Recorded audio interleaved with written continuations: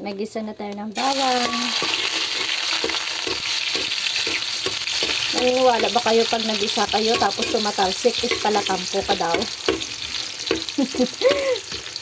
Kung mabasa tapos talsik ng talsik, ibig sabihin nagtatampo pa rin. Ginto. Ayan, palakampo pa rin yan. Talsik ng talsik.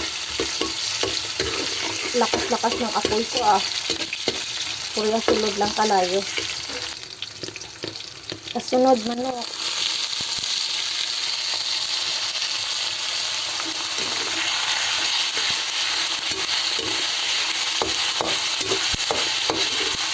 Igisa lang natin hanggang sa maiga. Then lagyan natin ng pampalasa. Ganito talaga ang sa kahoy May smoky flavor. Usok. Asin. Magic sarap na nagsungaw na. Matagal na nabuksan.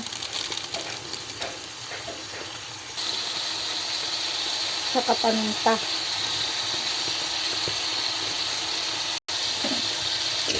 Haluin lang.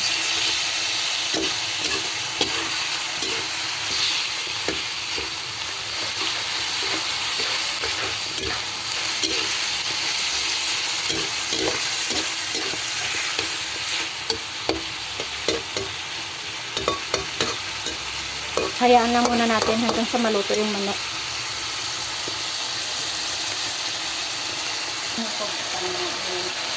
Nung medyo tuyo-tuyo na yung tubig, pinakatubig niya, lagyan natin ng sabaw. May ganun ba yun? Pinaiga lang yung juice ng chicken. Ang dilim naman. Isang basong tubig. Nay, tanabi na isang baso, Nay. Nilagyan pala namin ng 2 basong tubig.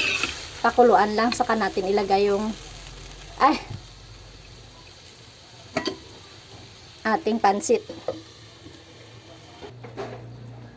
Abi, ako na, Nay. Butang mo. After kulo, gulay. Pansit. I-mix lang natin. Okay na yung lasa nito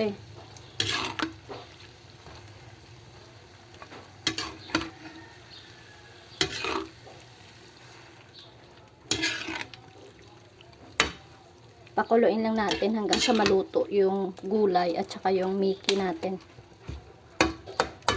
Smoky flavor talaga to. Usok usok pa more.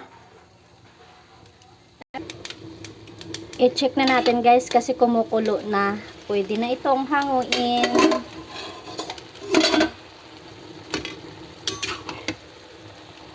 It's done na guys. Luto na po ito.